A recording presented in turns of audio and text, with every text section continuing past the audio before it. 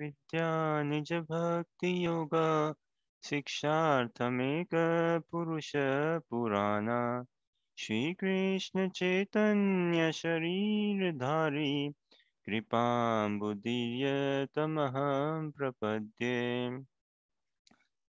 मूकं करोति वाचालं पङ्गुं लङ्घयते गिरिं यत्कृपातमहं वन्दे श्रीगुरुदीनतारणम् वाञ्छाकल्पतरुभ्यश्च कृपा सिन्धुभ्यैव च पतितनां पावनेभ्यो वैष्णवेभ्यो नमो नमः जय श्री कृष्ण चैतन्य प्रभु नित्यानंद श्री अद्वैत गदाधर शिवासादि गौरभक्तवृंद हरे Krishna Krishna Krishna Hare Hare Hare Ram Ram Ram Hare Hare Hare Krishna. Warm welcome everyone in this study of Srimad Bhagavad Gita. So we continue our study, chapter 9. We didn't till text 26. We start from 27, but maybe I feel like just reading 26 again and then going into 27. So the translation says, if one offers me with love and devotion a leaf, a flower, a fruit, or water, I will accept it. So Krishna consciousness, um, it's about awakening the dormant love which we all have within our heart, all of us. None of us can live without loving or serving one or the other. So that potential is there amongst all of us, but it is quite dormant. It needs reviving, properly channelizing. And through this dialogue uh, between Arjuna and Krishna, Arjuna was realized he was fully convinced that all that is lacking in him is like his loving relationship with Krishna. Once he got convinced that yes, I share a loving bond, a loving relationship, an eternal loving relationship with Krishna, then he was in no confusion. Then he was very, very clear. Likewise, the whole of Bhagavad Gita study is for myself, for me. So we discussed like if one offers me with love and devotion to this Krishna saying a leaf, a flower, water, fruit or water, I will accept it. So in this, maybe I ask this question: what is the underlying thing, or what is the main thing Krishna is asking here?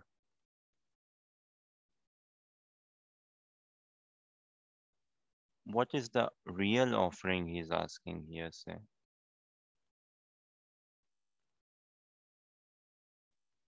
like if one offers me with love and devotion a leaf, a flower, a fruit, or water, I will accept it. So what is it that Krishna accepts, or what is it he's really wanting, or as form of say offering?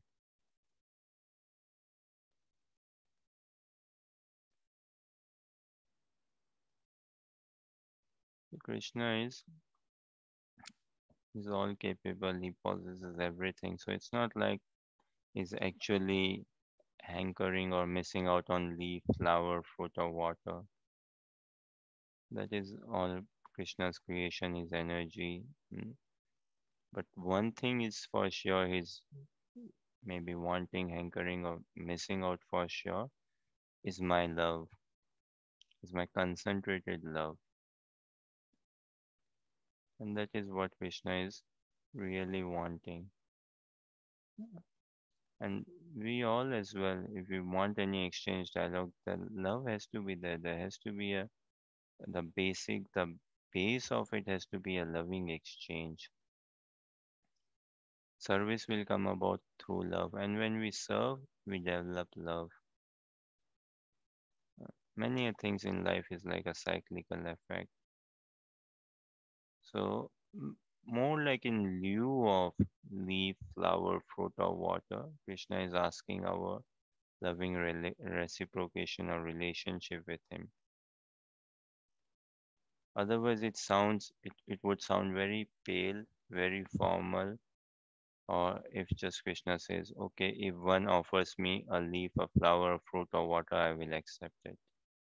Then it's more like a business sort of deal, right? if I read translation, if one offers me with love and devotion uh, a, a leaf, a flower, a fruit, or water, I will accept it. Mm. And again, if I read, uh, if one offers me a leaf, a flower, a fruit, or water, I will accept it. Krishna doesn't accept anything if there is not love in it. He struggles to accept, his energies don't allow him as such. And if there is love in it, he's happy to accept whatever we want to give him out of love. That ways. So it's not saying like if one offers me a leaf, flower, fruit, or water, I will accept it. That's very human platform. Say, okay, you give me this and I accept it, and in return, that's very conditional based.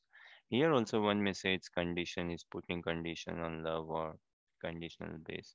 But Krishna consciousness is all about investing in that love, harboring, uh, awakening that dormant love. And ultimately, yeah, it's a bond. We want to be in a loving bond, in a loving relationship through love and service. And uh, Krishna wo- vowed or wooed Arjuna's heart. He won over Arjuna's heart out of love only, out of pure love. Likewise, we want to be won over by Krishna out of love, and Krishna is doing on his part. If at all anything is lacking, is on my part. This is a realization a practitioner would realize in his practice. Mm. A practitioner would realize that nothing is as such by chance. No, it's my lack of knowledge which makes me believe that okay, it's by chance. Rather, practicing Krishna consciousness, a practitioner, a devotee should realize that whatever is happening in my life is Krishna's arrangement, Krishna's personal arrangement to help me come closer to Him.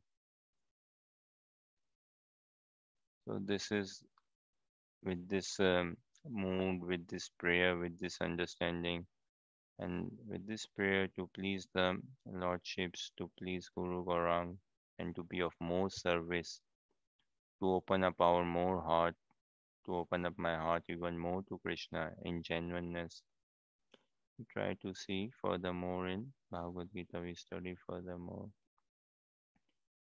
So we start from text 27. Yat karosi yat asnasi yat juhosi dadasi yat tapasyasi kaunteya tat kurusva madarpanam. Okay, I will ask Lucy to read the translation and purport.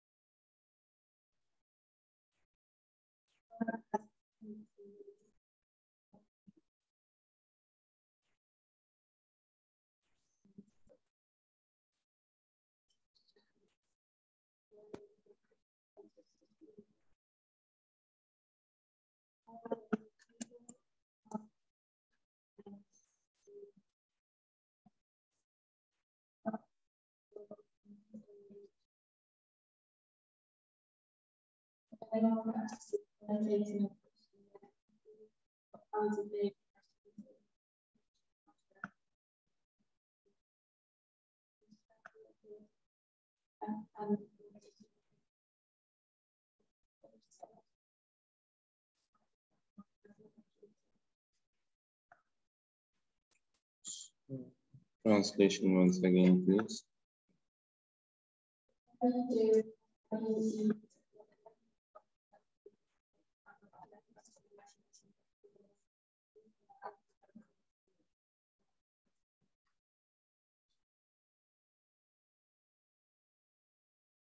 Hare Krishna. Thank you, Lucy.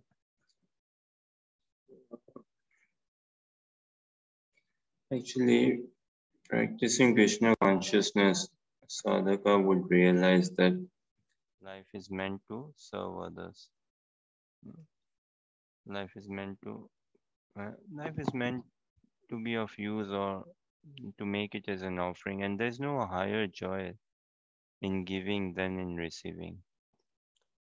We can see, like for ourselves, if we um, happen to be of help to someone, of use to someone, how good does it make us? Wow.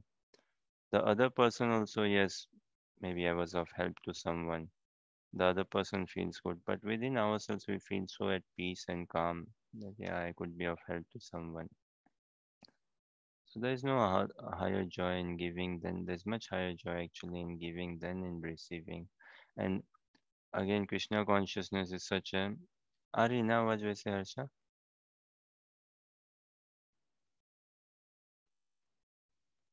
Krishna consciousness is such a like an engagement and activity wherein giving, it's a cyclical. The more we give out, the more one feels like he's so nourished, and then he wants to give furthermore, furthermore.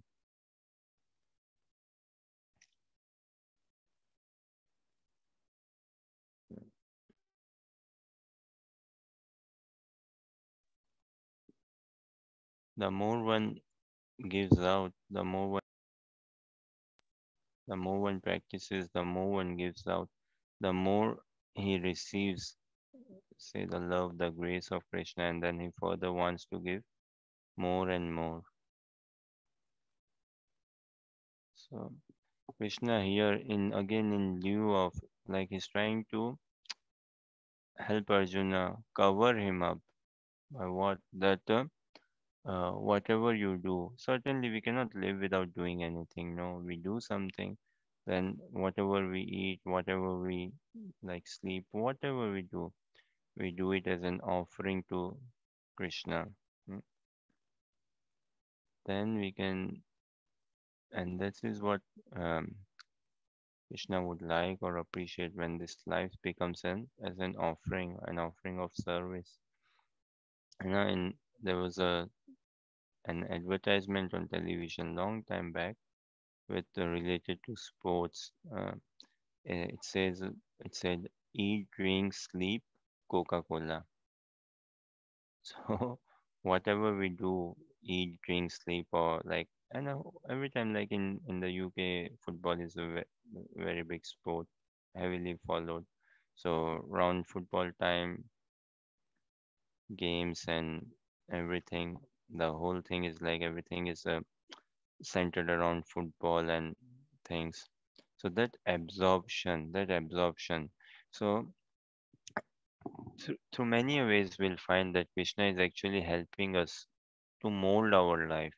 We are not in a stage wherein we are fully dedicated or committed. And also, in the practice of Krishna consciousness, one can never find himself to be fully dedicated or fully committed, fully consumed, because there is no this in this world we are so used to quantification, as in full means what, 100%.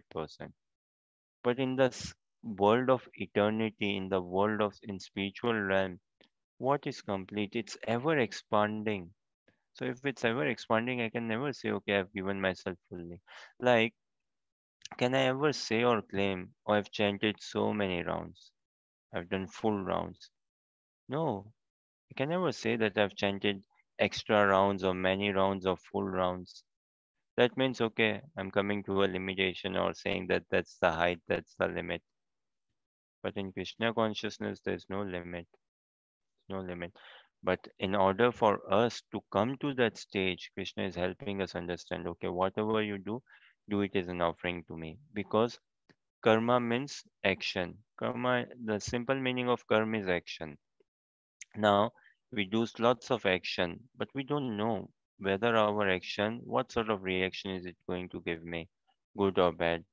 Huh? Good or bad, what reaction is it going to give me?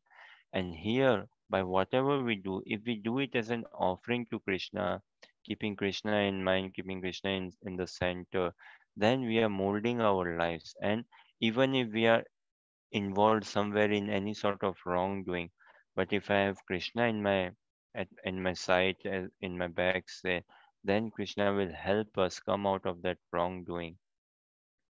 He will help us not to go more on the wrong path. Already, I'm so much distracted or deviated. Again, I ask this question: do we live in, or I ask this like, is it true to say that my attraction is in distraction? That my attraction is in distraction. What I'm actually attracted to is not attraction, but it's distraction. Huh? Any Yes, it thoughts? is true. And even like it takes some, perhaps it takes some blessing, caliber, or I don't know, sanity to actually understand or realize this, that what I'm attracted to, where my attraction is, or where my attention is, it's actually distraction. It's pulling me down rather than uplifting me, rather than elevating me. So this is why Krishna is saying, look, w- we cannot be robots, right? We cannot be stones. We are sentient beings. We will act. We have got things to do. We will do and everything. But somehow Krishna is saying, involve me in your life. Involve me. Huh? Involvement, Krishna wants 24 hours a day, 365 days a year, and throughout. But we are not at that stage. But at least if we cannot involve him fully, what's the harm in involving partially, little bit, bit by bit? And that ways, then we can see how our life would be shaped. Uh, Such a great thing Arjuna did, right? He allowed Krishna to be his chariot driver. Such a great thing, and Krishna, the most humblest personality, the sweetest, like the supreme personality of Godhead, accepting the role of a chariot driver for Arjuna. And by giving Arjuna, letting Krishna drive his chariot, it's not like Arjuna is saying, okay, drive the horses. Rather, Arjuna wants Krishna to drive his life altogether. And if we let Krishna drive my life, if we let Krishna lead my life, if I let him lead my life, surely life is going to be very, very purifying, very relishable, very enjoying, very soothing, very calming, very peaceful. That doesn't mean that there won't be ups and downs. No. Uh, we should never think that, okay, if I practice Krishna consciousness, I won't be troubled. There won't be troubles coming on the path. It's just like saying someone goes to school or uni for studying. Okay, fine. Mom and dad have enrolled me in the school, and I'm going to take lessons. Now I take lessons. Now I don't expect an examination. No. Is there any school in this world, or college or uni, wherein a child goes to study, but at the end there is no examination for him? And would it help the child if he goes to a school, but there is no examination, and you just study throughout the year, say, and go to next level without any preparation or examination? It won't help the child. Rather, it will bring in such a negative feed in his mindset, more casualty, more irresponsibility. So practicing Krishna consciousness, it's not like that life will be trouble free. No, troubles will be there. But what will happen? We will get more strength to deal with those troubles, to navigate properly with those troubles. And then surely a position, a time will come in life wherein the troubles itself won't be appearing as troubling. The troubles won't be troubling, even if they will be there.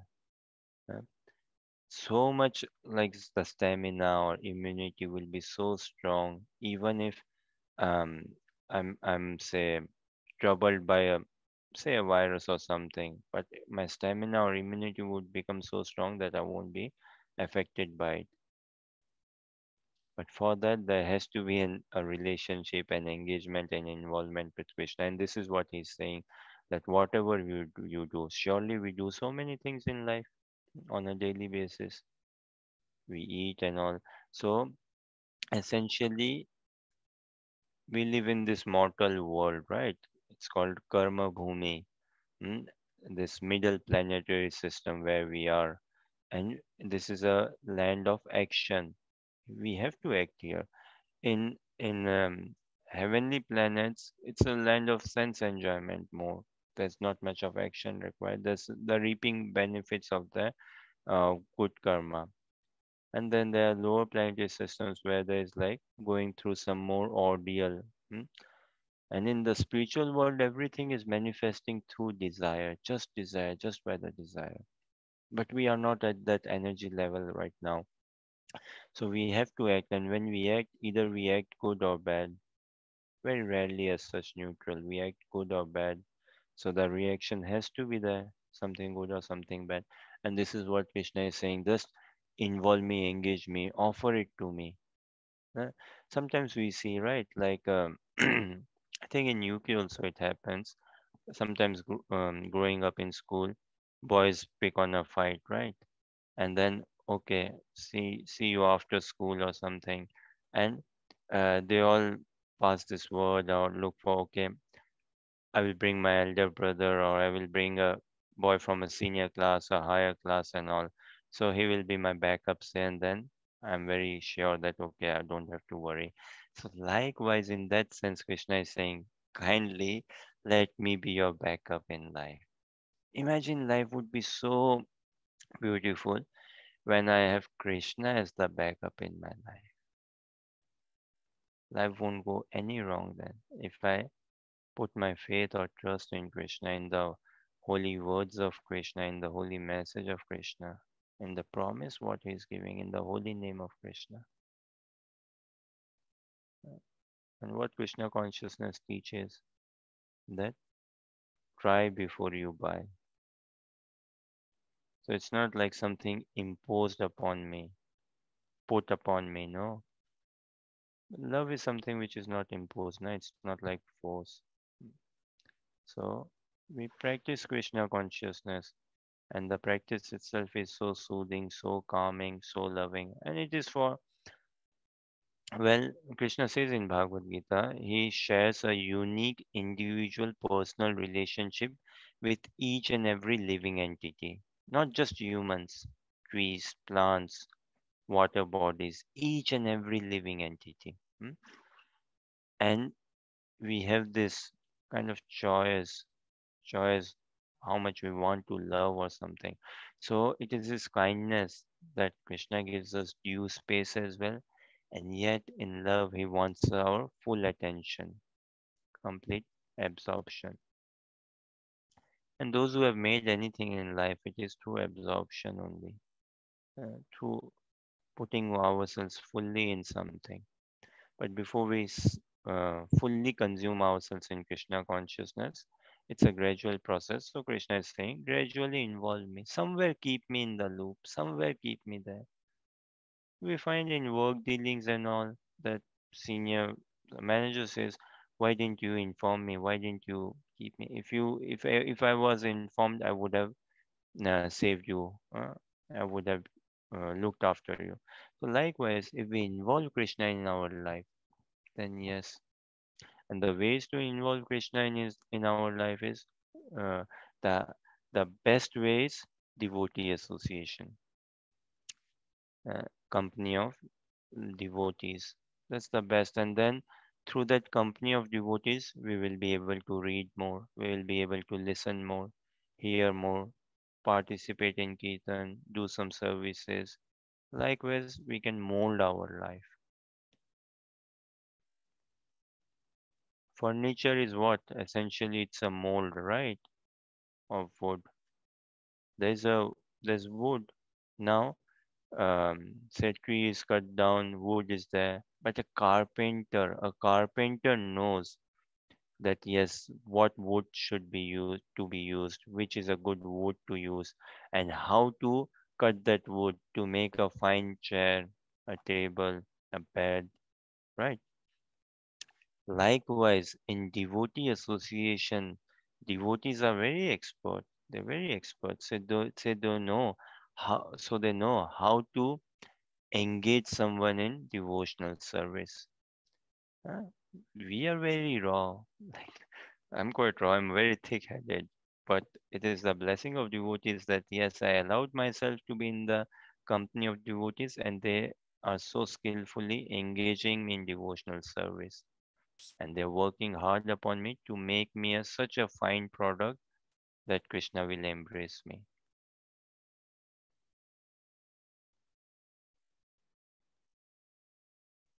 So this is how we see exactly how furniture is made of something.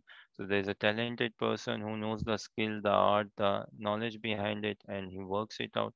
Likewise, devotees, they are in touch with Krishna, they know Krishna. So if I give myself, if I spend more time with devotees, then I will get the, so to say, the hang of it. And my mind is all over the place. But if I again give my time and my mind in the company of devotees, then japa will come, reading, hearing, everything will come about. Okay, any thoughts, questions, or comment?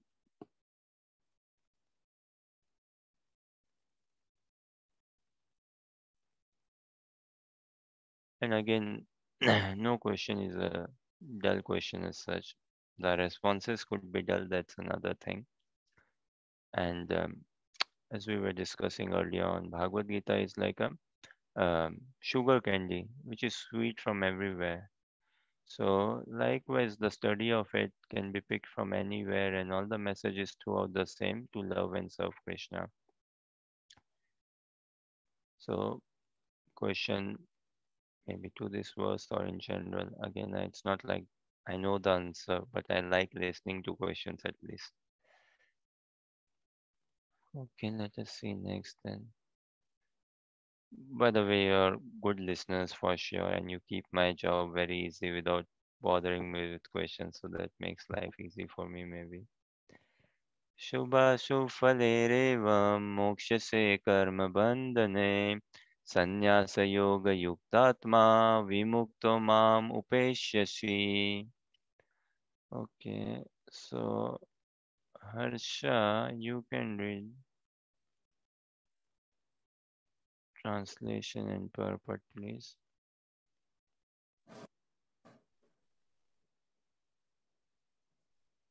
In this way, you will be freed from bondage to work and its auspicious and inauspicious results. With your mind fixed on me, in this principle of renunciation, you will be liberated and come to me.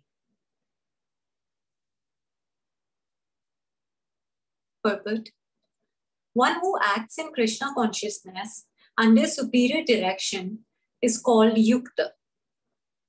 The technical term is Yukta Vairagya.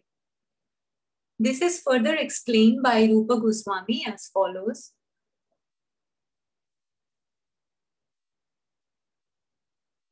Anasaktasya visayan yatharaham upayana jata nirbandha Krishna sambandhe yuktam vairagyam uchyate.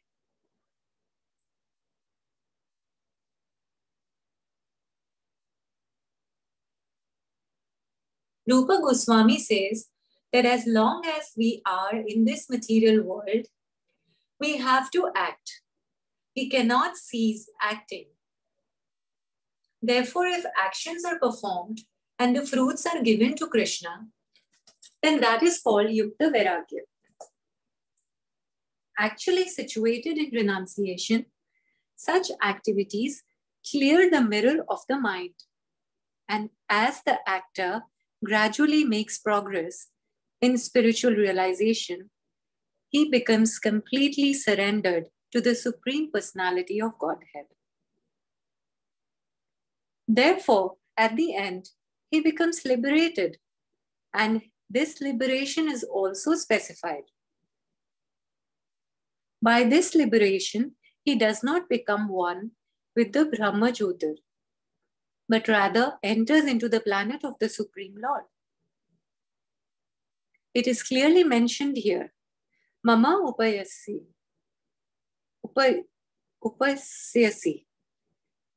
He comes to me, back home, back to Godhead. There are 5 different stages of liberation. And here it is specified that the devotee who has always lived his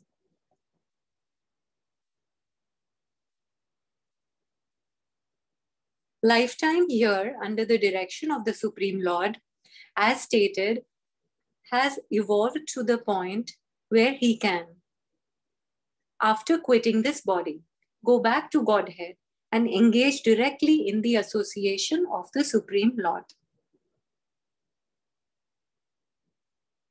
Anyone who has no interest but to dedicate his life to the service of the Lord is actually a sannyasi.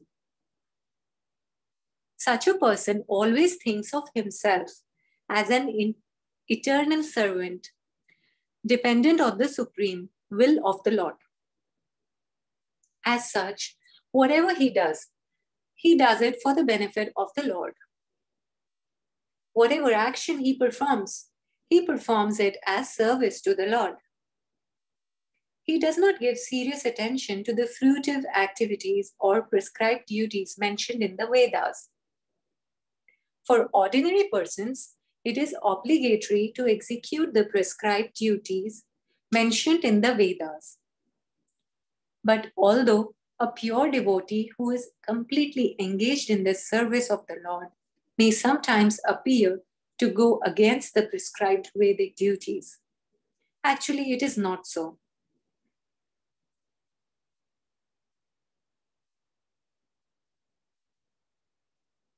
It is said, therefore, by Vaishnava authorities that even the most intelligent person cannot understand the plans and activities of a pure devotee. The exact words are Tantra, Vakya, Kriya, Mudra, Jnaneha, Na Bujaya. Chaitanya Charitamrita Madhya 23.39. A person who is thus always engaged in the service of the Lord, or is always thinking and planning how to serve the Lord, is to be considered completely liberated at present. And in the future, his going back home, back to Godhead, is guaranteed. He is above all materialistic criticism, just as Krishna is above all criticism.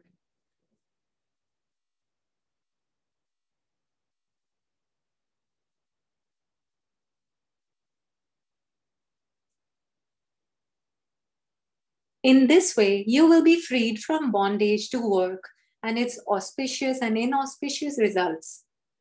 With your mind fixed on me, in this principle of renunciation, you will be liberated and come to me.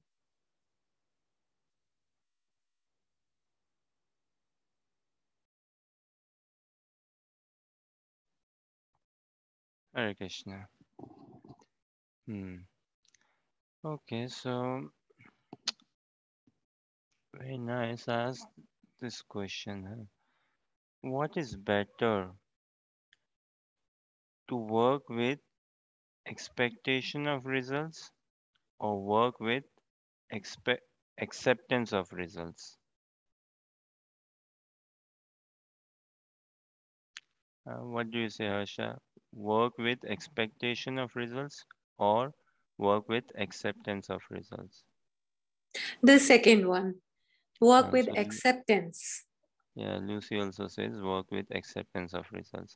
Now, if you don't Yes. mind me asking further, and maybe if you feel comfortable, may share, where do we find ourselves more situated? Do we work with expectation of results, or do we actually work with acceptance of results?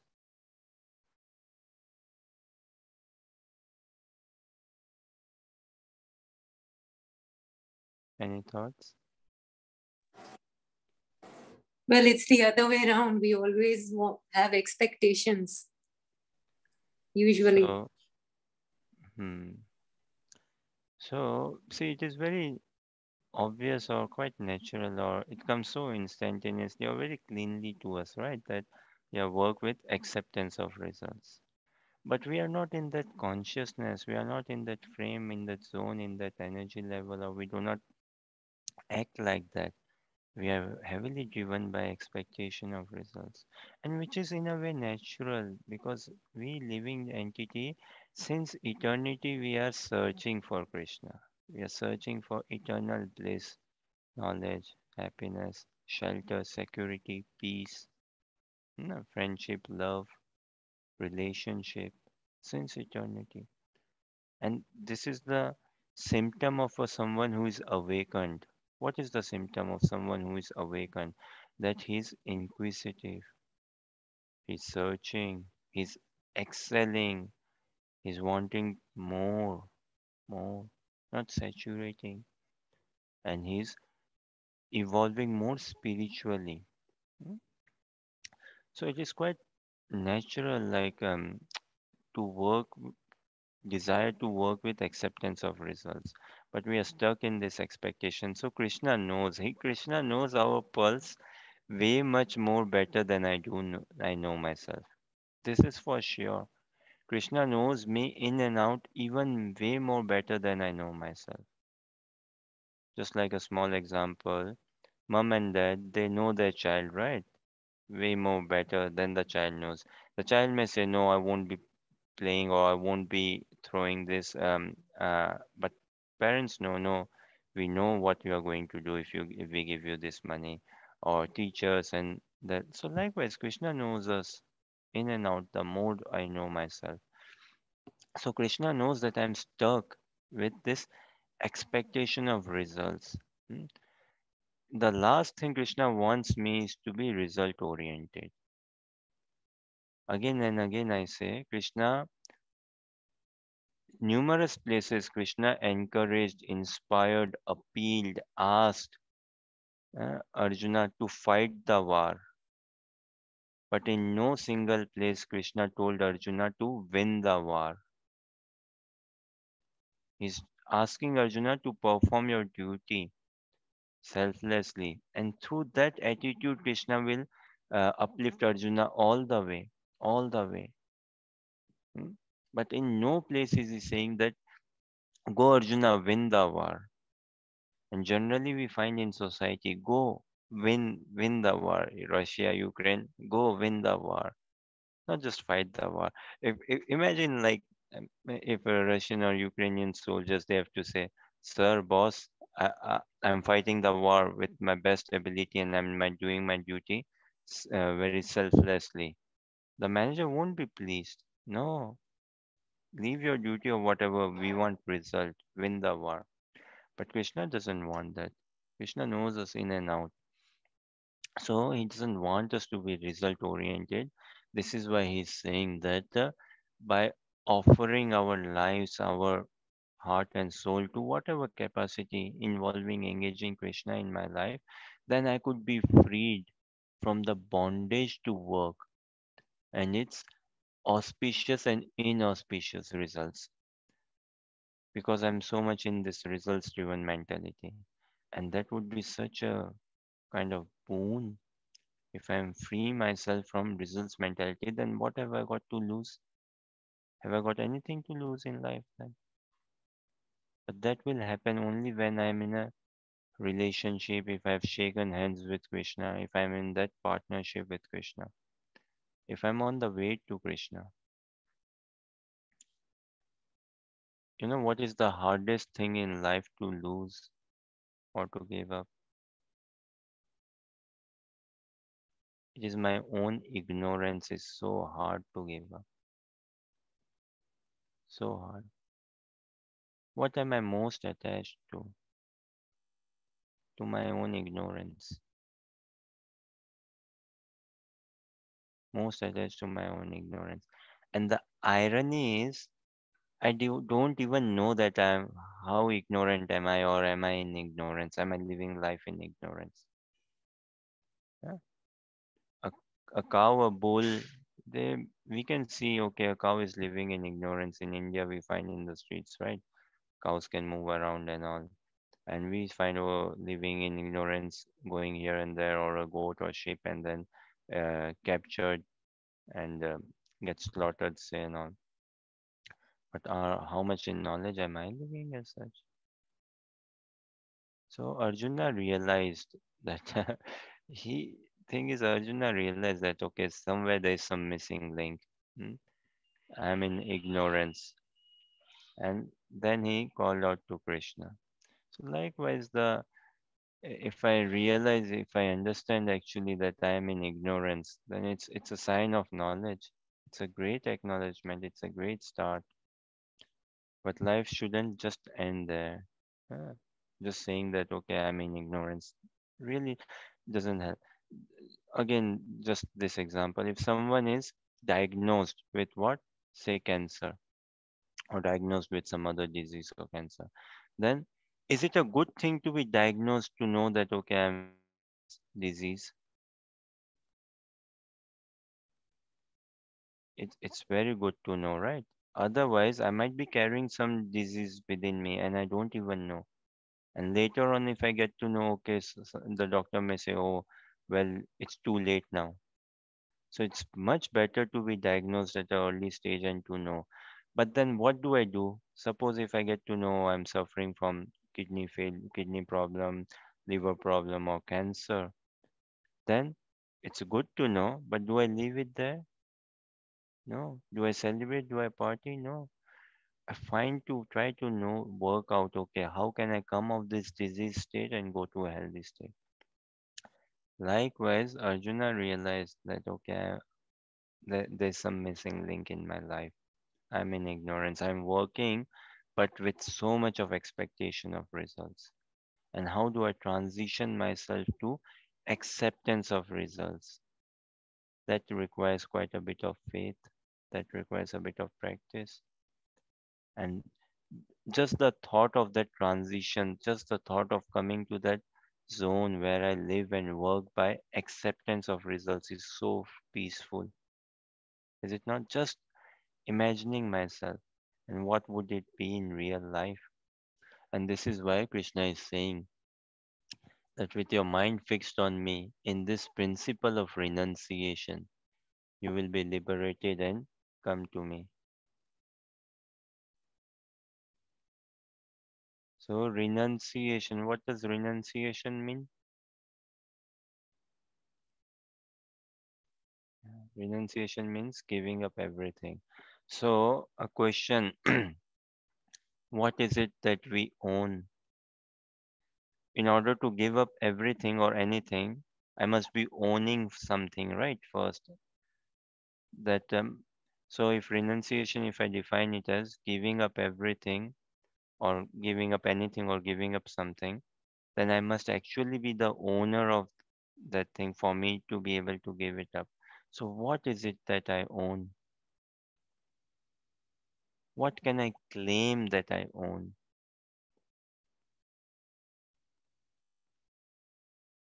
Can I claim that I own this body?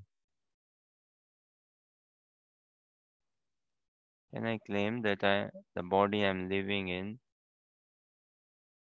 uh, that I am the owner of this body?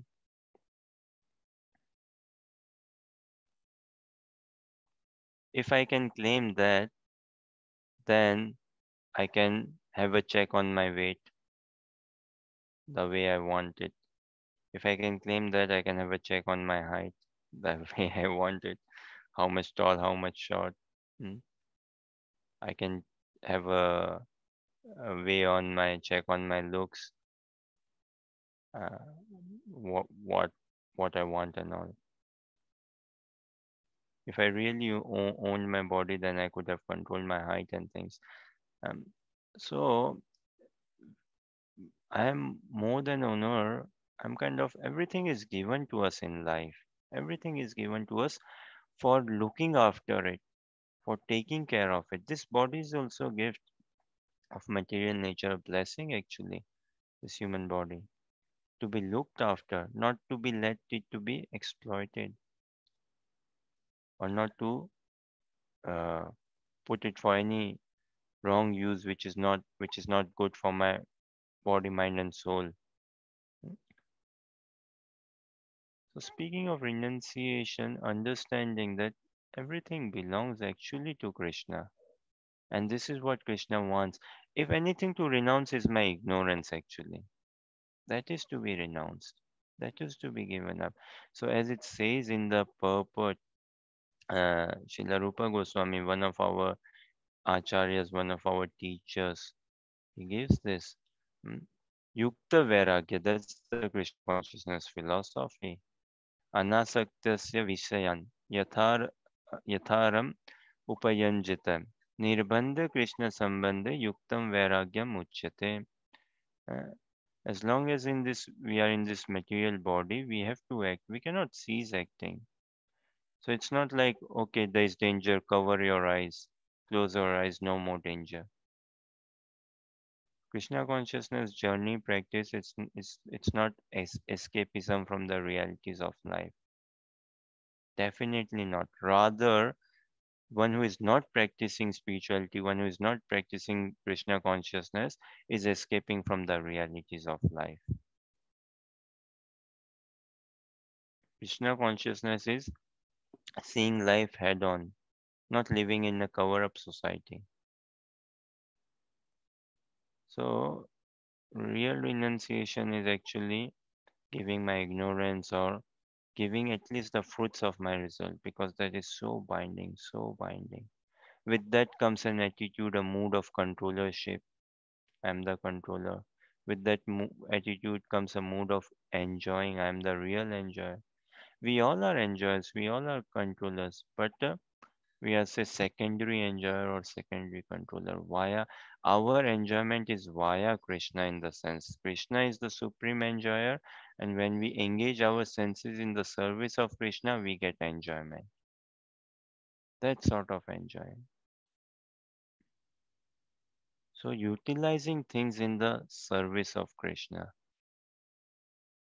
it's not like okay, or give up job is bad, or give up house. No, you are a spiritual practitioner, why do you need to live in a house? No, it's understanding the house is a property of Krishna and we take care of it.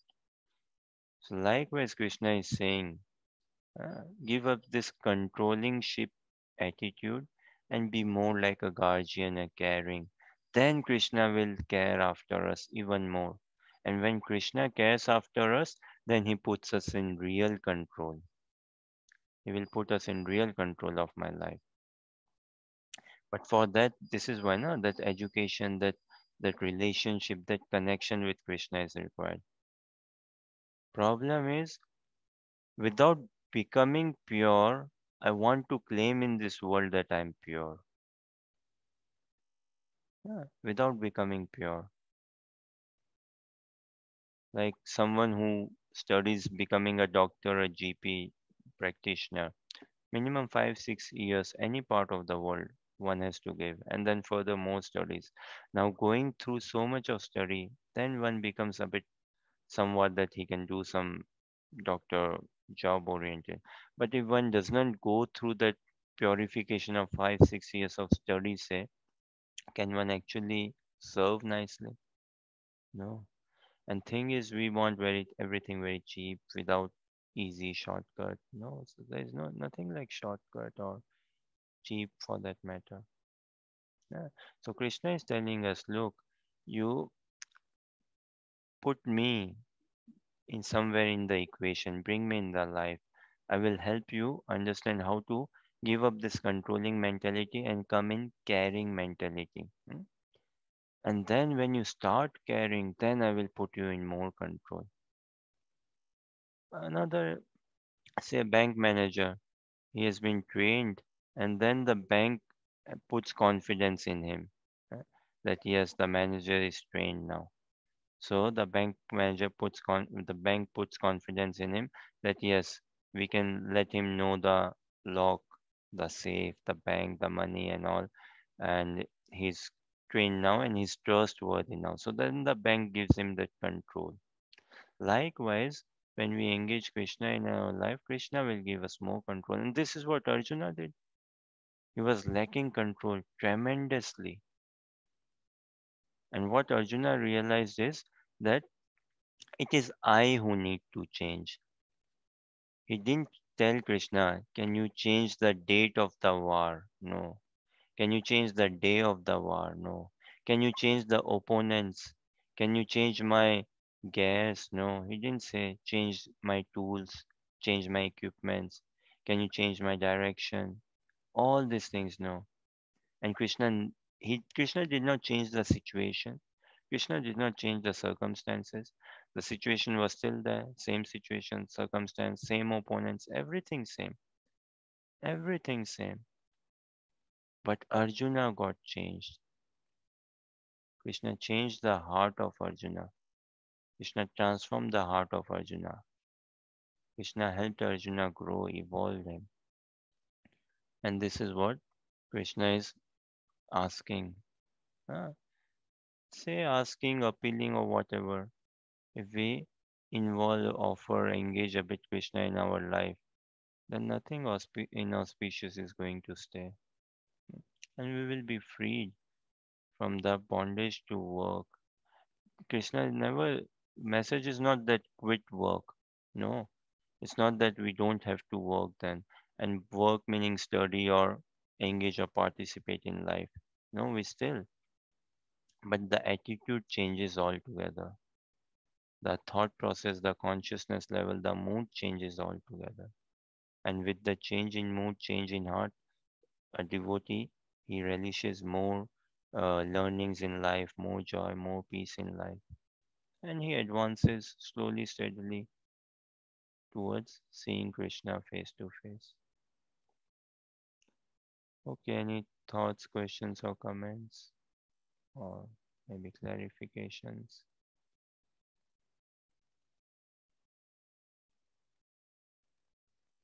Once again, thank you for keeping my job simple. So let's read next. समोहं सर्वभूतेषु न मे द्वेषोऽस्ति न प्रिय ये भजन्ति तु मां भक्त्या मयि ते तेषु चापि अहम्. Okay, Harsha, read translation.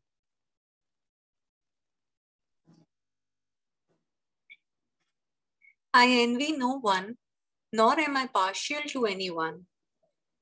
I am equal to all. But whoever renders service unto me in devotion is a friend, is in me, and I am also a friend to him.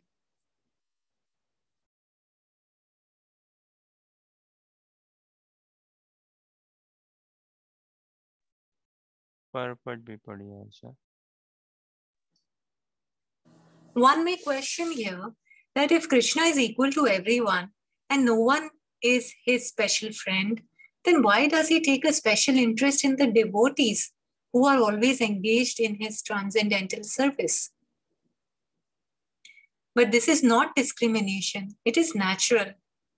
Any man in this material world may be very charitably disposed, but he has a special interest in his own children. The Lord claims that every living entity in whatever form is his son, and so he provides everyone with a generous supply of the necessities of life. He is just like a cloud which pours rain all over, regardless of whether it falls on rock or land or water. But for his devotees, he gives specific attention. Such devotees are mentioned here. They are always in Krishna consciousness and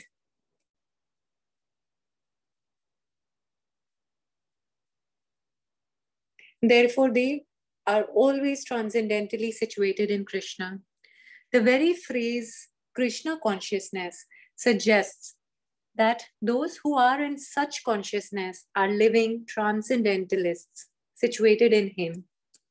The Lord says here distinctly, Maite, they are in me. Naturally, as a result, the Lord is also in them. This is reciprocal. This also explains the words, Ye yatha mam prapadayante tam tatheva bhajame aham. Whoever surrenders unto me, proportionately I take care of him. This transcendental reciprocation exists because both the Lord and the devotee are conscious. When a diamond is set in a golden ring, it looks very nice. The gold is glorified, and at the same time, the diamond is glorified. The Lord and the living entity eternally glitter, and when a living entity becomes inclined to the service of the Supreme Lord, he looks like gold. The Lord is a diamond, and so this combination is very nice. Living entities in a pure state are called devotees. The Supreme Lord becomes the devotee of his devotees. If a reciprocal relationship is not present between the devotee and the Lord, then there is no personalist philosophy. In the impersonal philosophy, there is no reciprocation between the Supreme and the living entity. But in the personalist philosophy, there is. Read that line again. The Supreme Lord becomes the devotee of the. The Supreme Lord becomes the devotee of his devotees. Mhm. If a reciprocal Okay, the relationship is example. not present, Okay. the Continue. example is often given that the Lord is like a desire tree. And whatever one wants from his desire, from this desire tree, the Lord supplies. But here the explanation is more complete. The Lord is here stated to be partial to the devotees. This is the manifestation of the Lord's special mercy to the devotees. The Lord's reciprocation should not be considered to be under the law of karma. It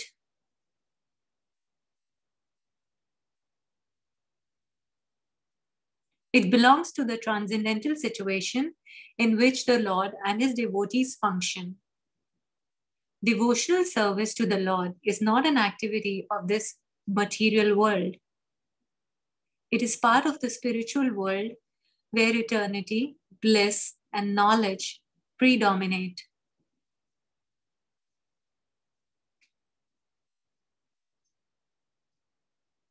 Read that sentence again. The Lord's reciprocation should not be considered to be under the law of karma. The Lord's reciprocation should not be considered to be under the law of karma. Krishna is not under the law of karma. Krishna is the real lawmaker. So how can he be under the laws? No. We living entities, we create something, we manufacture something, and we ourselves get trapped in it. Hmm? But Krishna is not like that. No. And even in societal dealings, there's this saying, right? Um, Caesar's wife or something is above the law, or there's something, right? Even like many countries, uh, there can never be a legal case on the president's wife, or husband is above the law or something. So, anyways, Krishna is certainly above the law of karma. So, whatever he reciprocates, it's completely spiritual, free from any change of karmic reaction or karma or even the material modes. Krishna is supremely sweet, and whatever he does is he does it lovingly sweet. Uh, So, like in Bhagavatam, in one of the purports, Prabhupada writes, Krishna enjoys in two ways. Yeah, he relishes, enjoys happiness in two ways. One is through happiness. I don't remember now the literal thing, and I will try to search. But one is through happiness, and another he experiences joy through distress as well. That is Krishna. Completely absolute, completely one-sided. Krishna knows only happiness, and Krishna knows only to give happiness. So he experiences happiness through joy and through his distress as well. Okay, translation.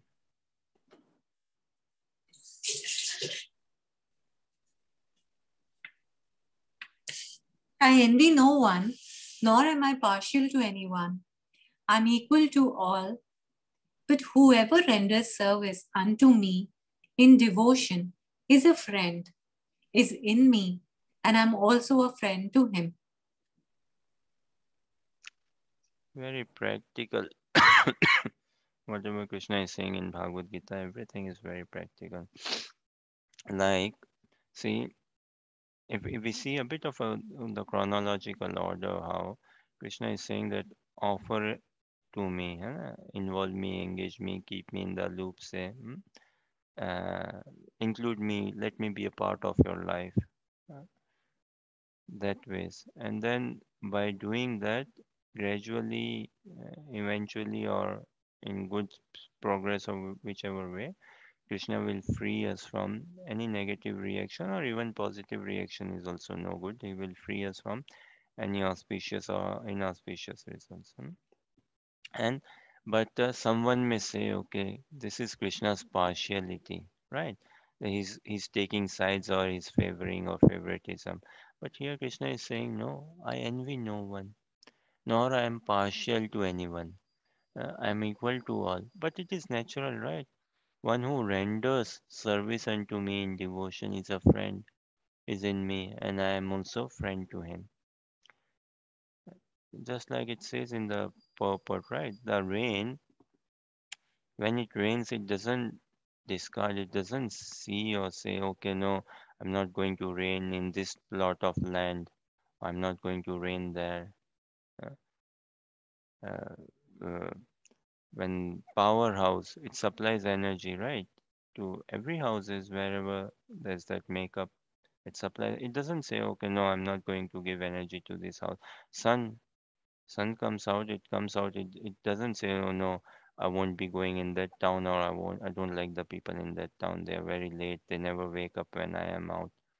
No, but so that the rain thing, the rain, it showers rain in every piece of land, every block and all.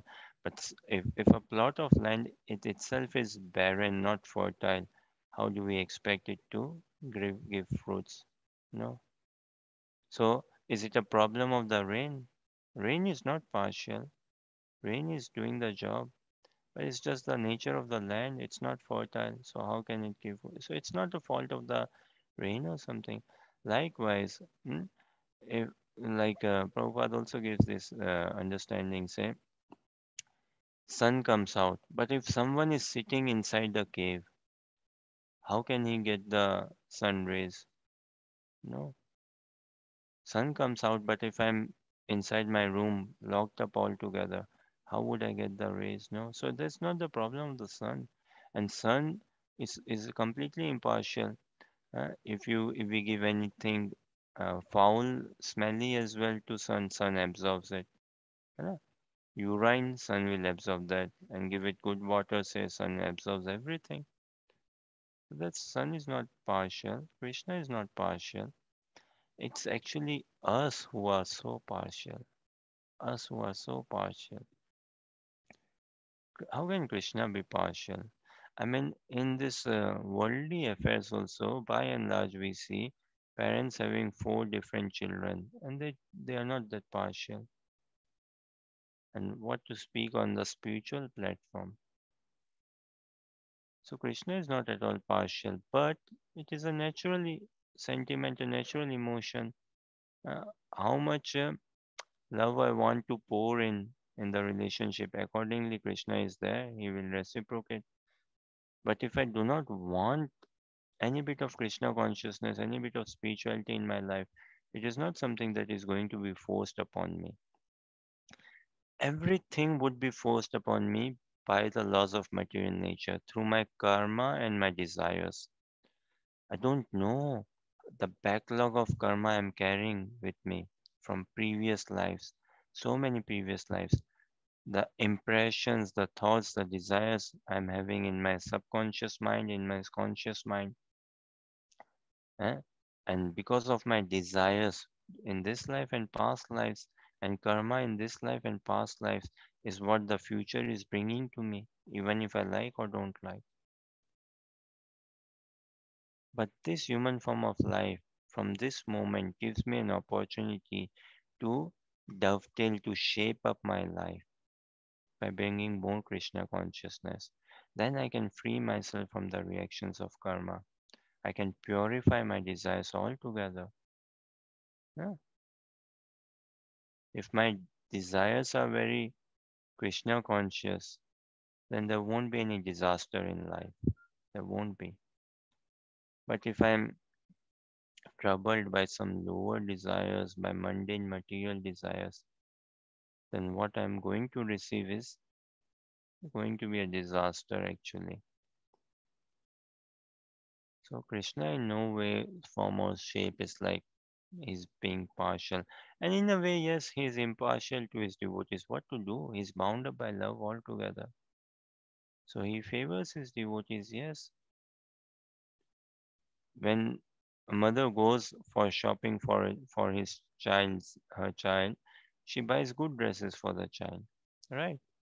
But when she gives charity keeping some agenda in mind. Okay, so the relationship, the care, the comfort, the she shares with her son and with someone else is very different, very different. Likewise, the relationship Krishna shares with the devotee is different. It's natural, na? And the relationship, someone who doesn't want Krishna to be actively involved in his life. Well, Krishna is involved in everyone's life, but in others' life, Krishna is involved through the law of karma.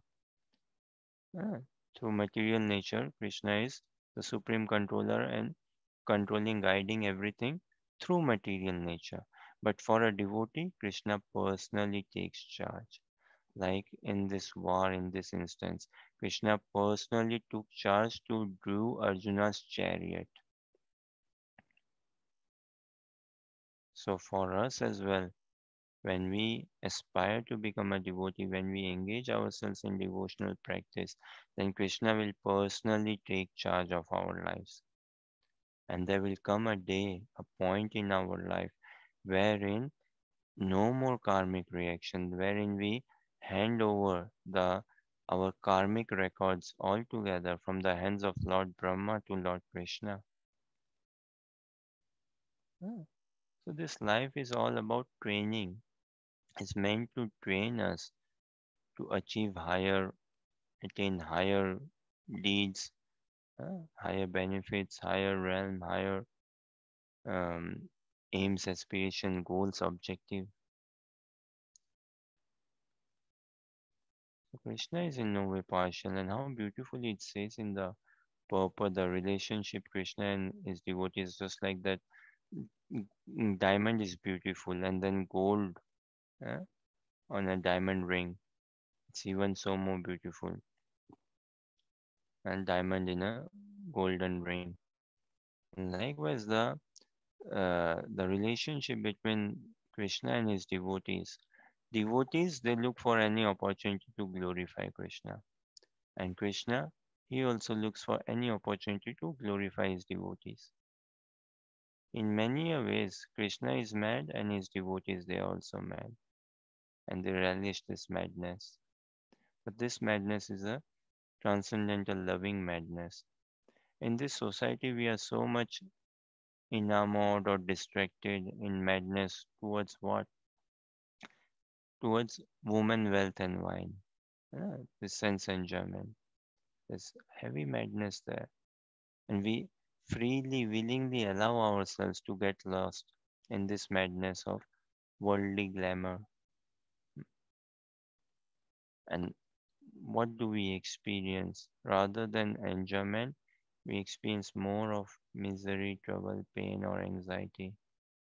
And so much then we struggle to find where is the way out, what is the hope, what do I do, and everything. And furthermore, but this sort of madness in this sort of addiction in Krishna consciousness, it is very much appreciated, very much required. This sort of greed, the greed Krishna and devotees share for each other, that bond, that love, that attitude. And this is all nourishing. So material happiness is very exploiting. And spiritual happiness is all nourishing. Material happiness is all in contemplation. Just we contemplate. Spiritual happiness is in substance. It's not like imagination. It's not like hallucination. It's not like a concept or thing of the mind. No. Material happiness is more like imagination, hallucination, or fantasizing. Oh, once I get this much money, this car, this house, this partner, this holiday, and all. It's very much fantasizing or contemplation. And how much actually can we enjoy?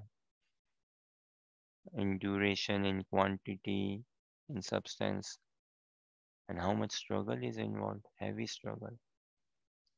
But spiritual happiness is completely off the grid, as they say. It's not dependent on law of karma. It's not dependent on knowledge or anything.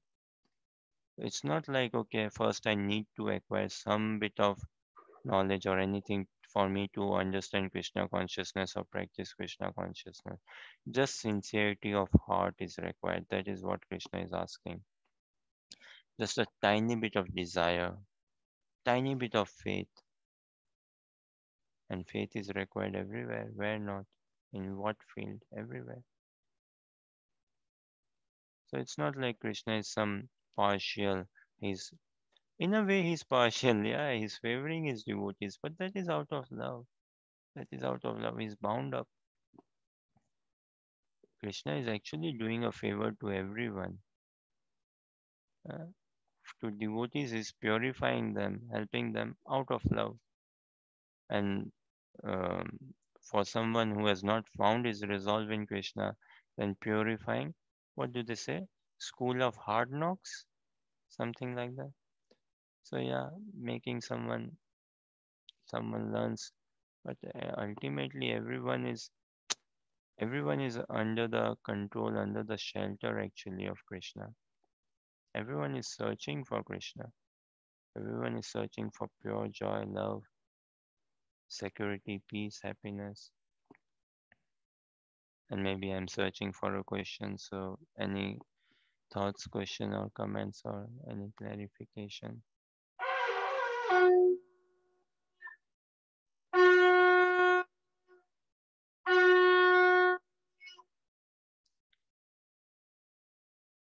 Okay, so maybe uh, if not, then should we check one more or leave it here?